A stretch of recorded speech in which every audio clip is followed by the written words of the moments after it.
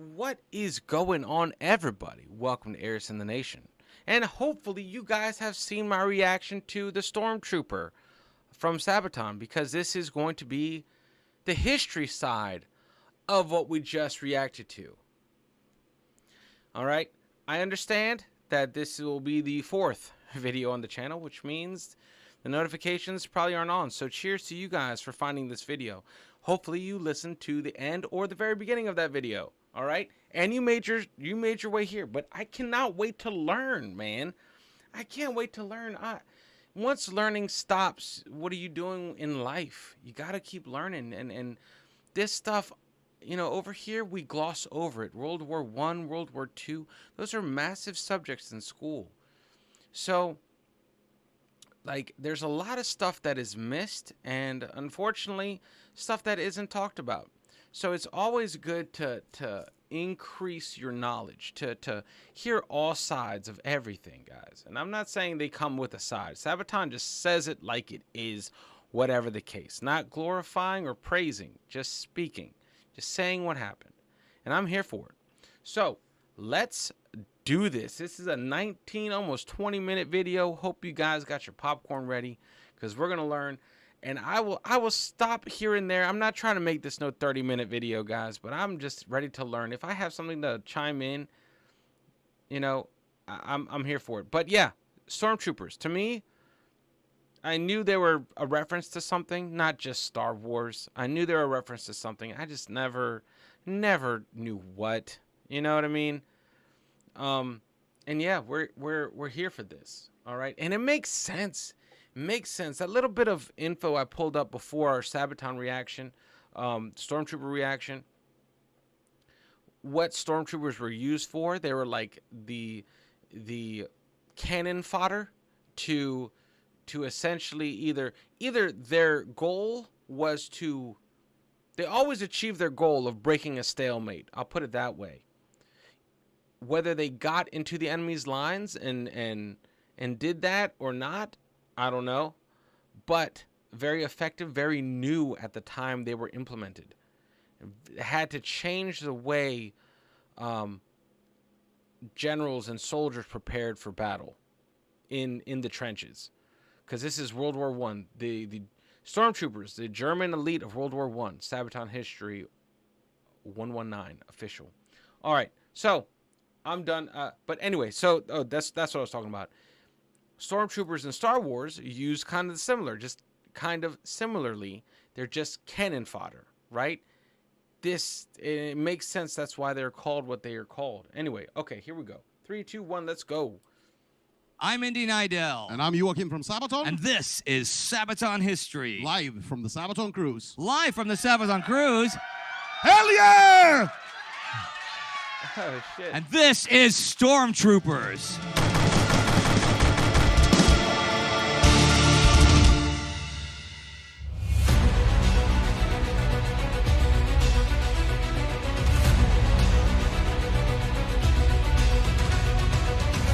And this is really unfortunately, not about Stormtroopers a long, long time ago in a galaxy far, far away. Yeah. It's more recent. It's more Earthbound Stormtroopers, unfortunately.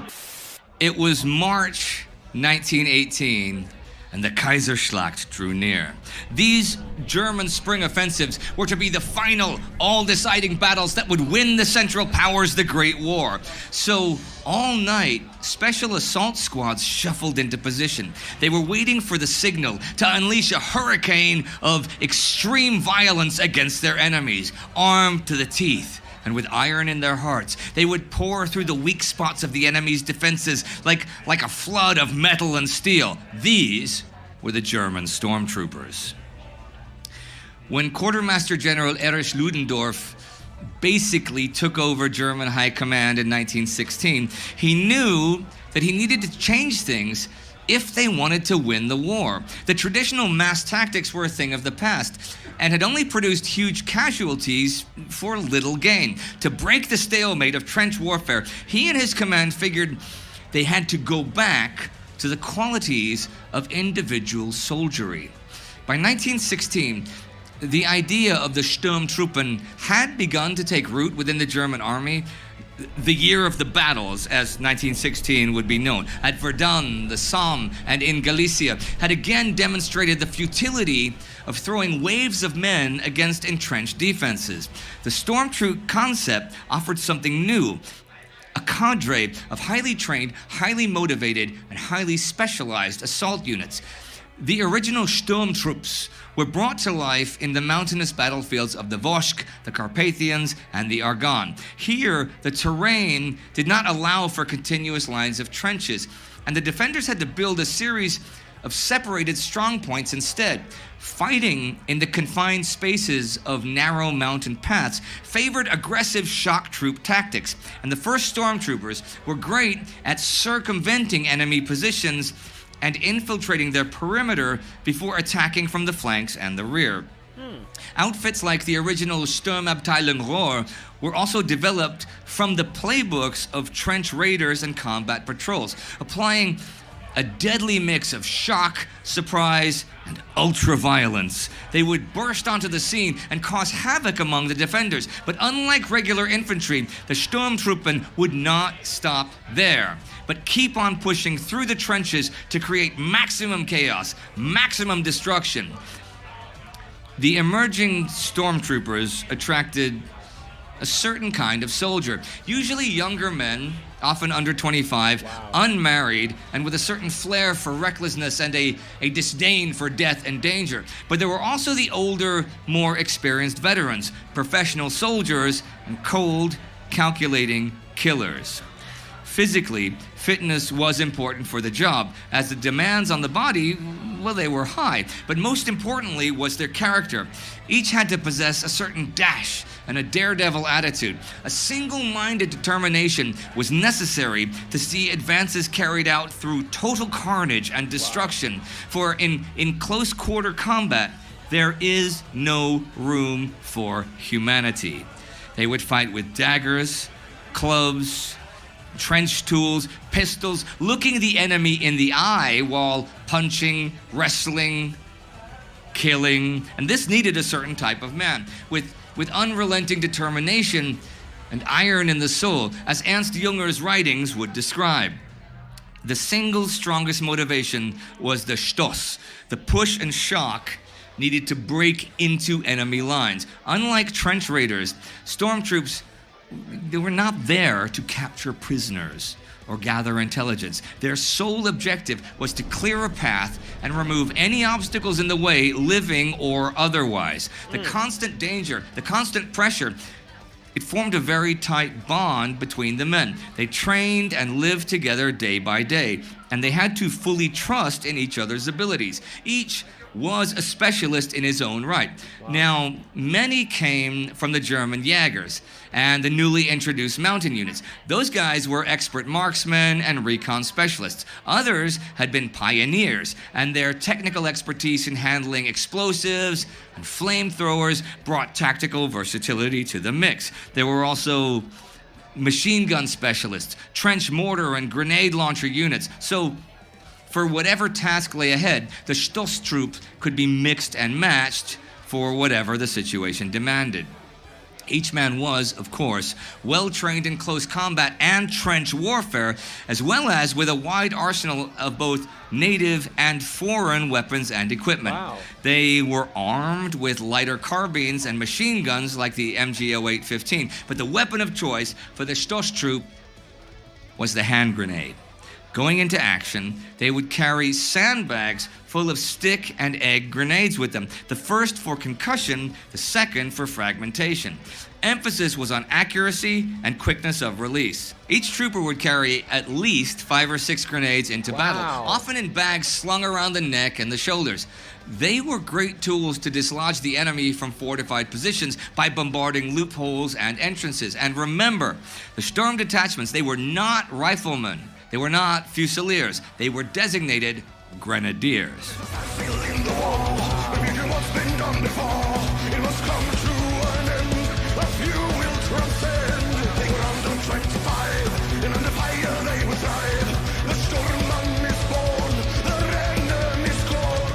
Many weapons were specially modified for stormtrooper use. The P-98 Luger Well, it was perfect for close combat in general, but its small magazine was quickly depleted. The Stormtrooper Luger, though, was outfitted with a 32-round drum magazine, a longer barrel, and a shoulder stock. It was basically a semi-automatic carbine by that point. Even more effective was the MP-18 submachine pistol, firing 400 rounds a minute. Damn. It was the perfect trench clearer.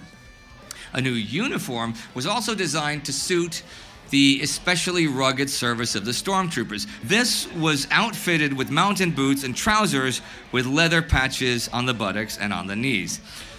Over the years, the Germans would develop their stormtroop doctrines and ideas, but it was experimental by nature, a constant trial by fire, if you will.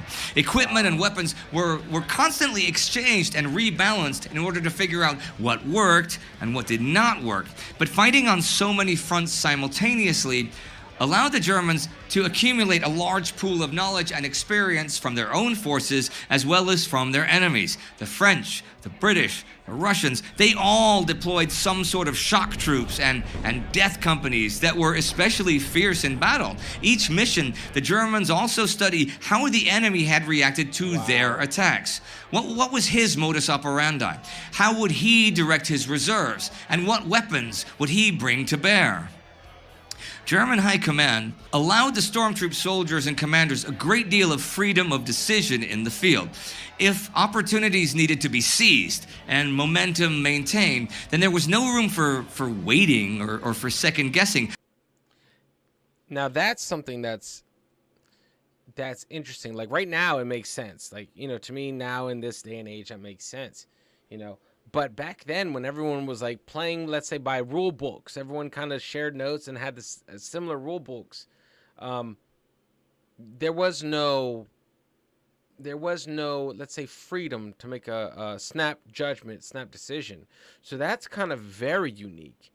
It's sort of like I guess, the Native American like guerrilla tactics that the U.S. used in like the Revolutionary War, the French and Indian War.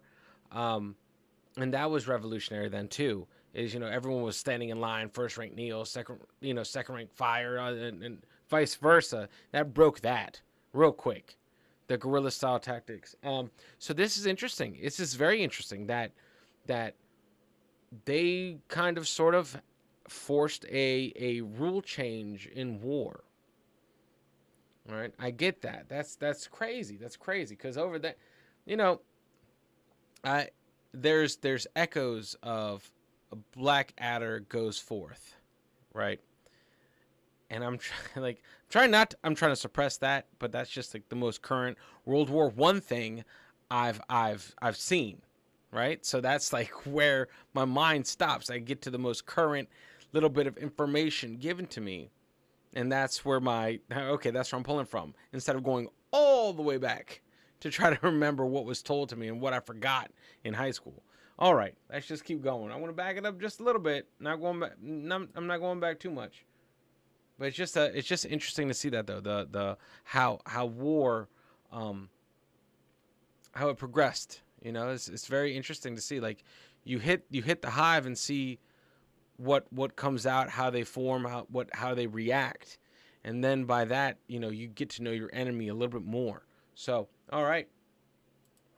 Opportunities needed to be seized and momentum maintained, then there was no room for waiting or for second guessing. Stormtroop tactics demanded decentralized leadership and low-level command structures.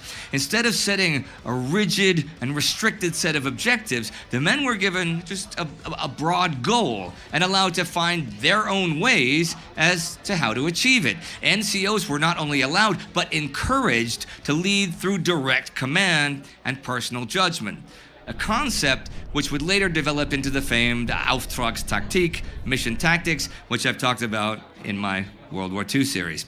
Here, success depended on the determination and the recklessness of the pack. Personal initiative, the dash and drive of the individual, these were to decide victory or death.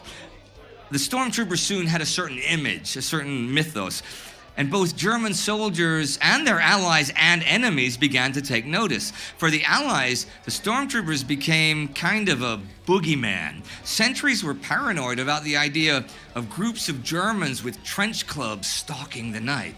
The men themselves certainly knew that they were elite. They got the best training, the best equipment, more weapons than any other outfit. They did not have to concern themselves with the woes of regular infantrymen. They were not there to hold the line. They were not there to prepare defenses. They were there to break in, to destroy the enemy and open a path. Nothing more, nothing less.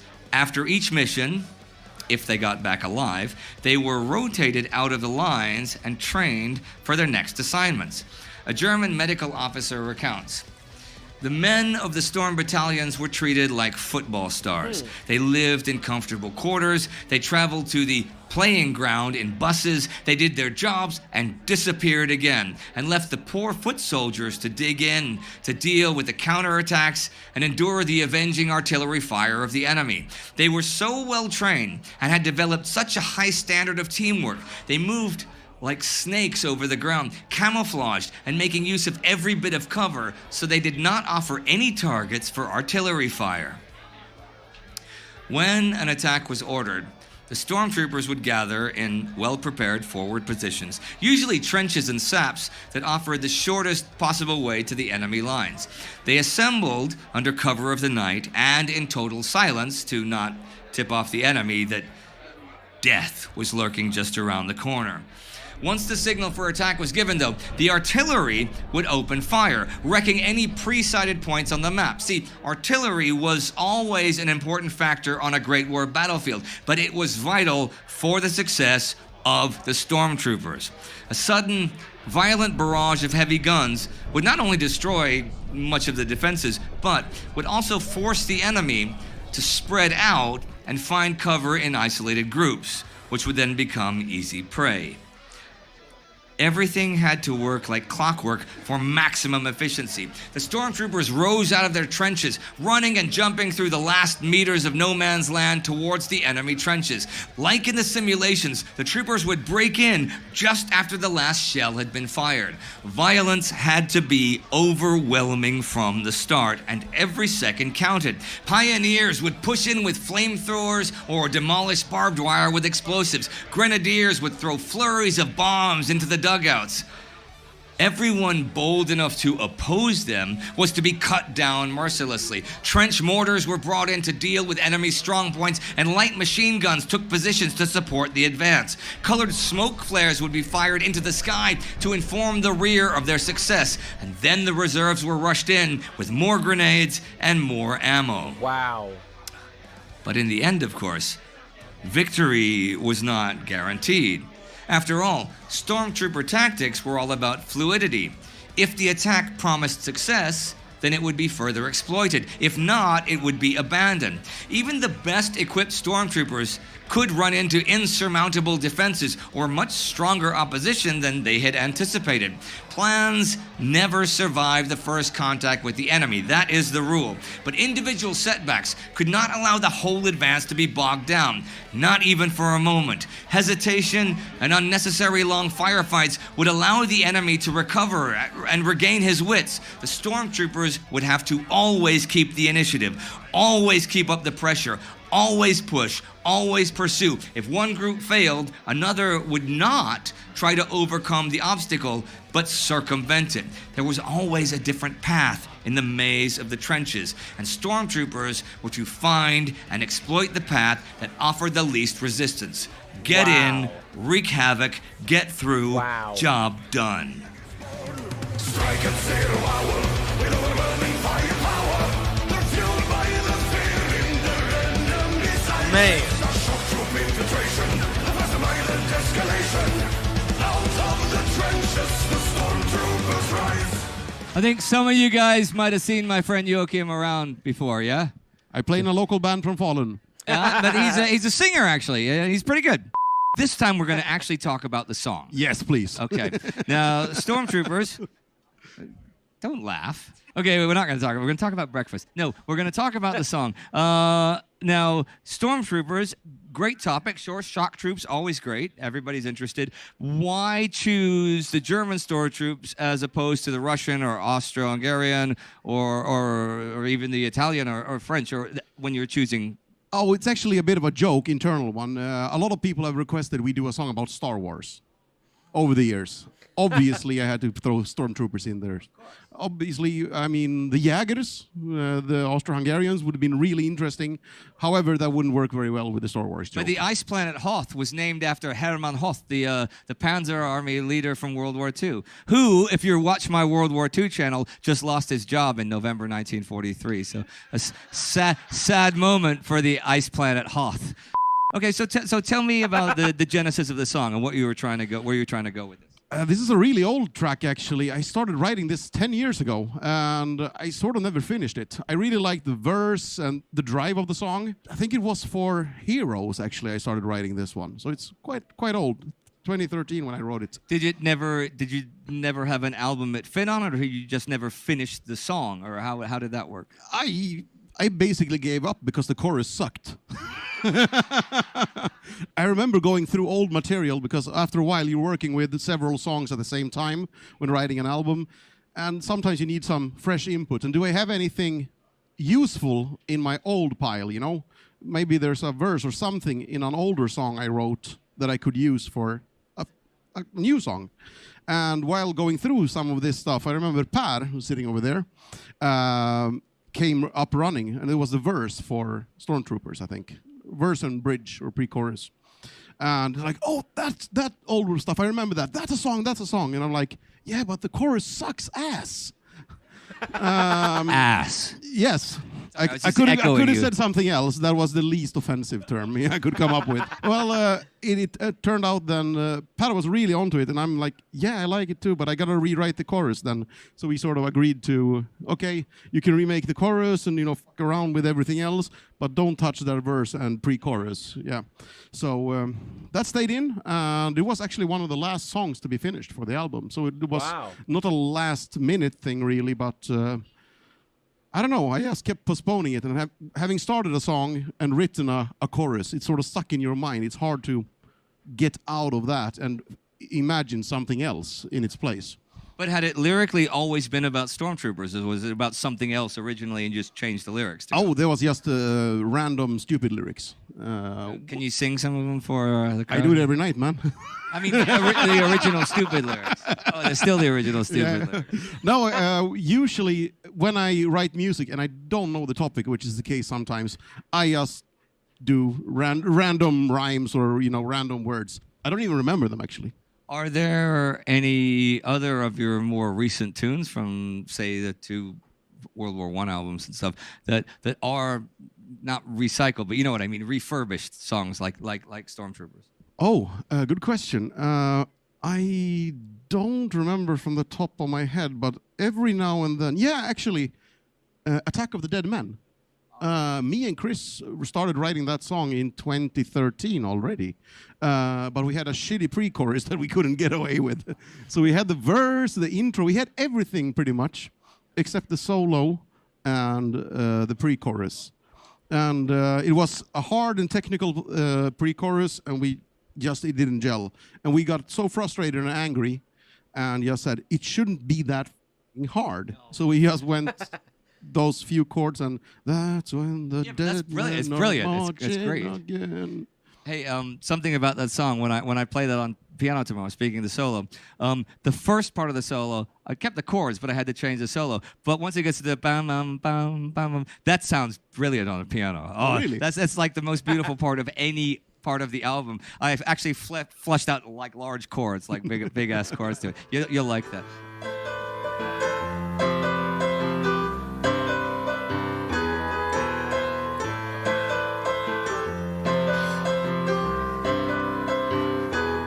Well, my friends, that is all from Sabaton History Live this time around. I know, live, but this was fantastic. Hey, can we get a hell yeah? Hell yeah! Okay, and we should definitely do this next year and every year on the Sabaton cruise. I hope so. Hell yeah. No, this was a lot of fun. And if you guys have never been on the Sabaton cruise, you should definitely come next year because you'll see all kinds of great bands, and you'll see Sabaton twice, and you'll probably see me doing something else again. Or this. Again, I got some cool plans for you. He's got some cool plans for me, which means I'll be dead by the mooring. Okay. See you next time. Out of the trenches, the stormtroopers rise. All right, everyone, what are you waiting for? Click that bell, subscribe, check out Indy's other channels. Guys, that was so awesome. Not only do we get like a little taste of history, we also get this man's like creative process, his journey, how he chooses to write, what he writes, how, like where, like I for the longest time, and this is kind of maybe not like, okay, historical band, he must be like a massive history buff, and I'm not saying he's not, but it's interesting to see, like, I want to touch on this, I'm going to learn about this, and then I'm going to write a song about it. And not just that, keep writing that same song over and over and over and over and over and over again. You know, kind of like rehashing it, seeing if it works. So it's not like one and done. He sat on that song for a long freaking time. Man, guys, I'm here for this. Let's start unpacking all of it. There's still a couple of probably of the History Channel side stuff that I have to catch up on that we've already listened to. So I might just be releasing those individually. But anyway, guys, much love. Thank you for jumping along on this journey, guys. Make sure you unplug, do something legendary, read some history. And guys, I'll see you in the next video, guys, later.